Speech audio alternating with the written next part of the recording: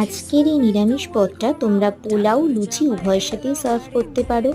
কড়াইতে সর্ষের তেল গরম করে নিয়ে তার মধ্যে পটলগুলো যোগ করে দুপিঠ লাল করে ভেজে আমরা তুলে নেব। তারপর তেলের কোয়ান্টিটি কম করে তার মধ্যে তেজপাতা, হিং, তার সাথে আদা কুচি যোগ করে কিছুটা নাড়িয়ে নিয়ে তারপর গোটা টমেটো, নুন, হলুদ গুঁড়ো, শুকনো লঙ্কার গুঁড়ো, জিরে গুঁড়ো যোগ করে ভালো করে মিশিয়ে নিয়ে মিডিয়াম ফ্লেমে তারপর আমরা বেশ খানিকটা দই যোগ করব, তারপরে চিনি যোগ করব।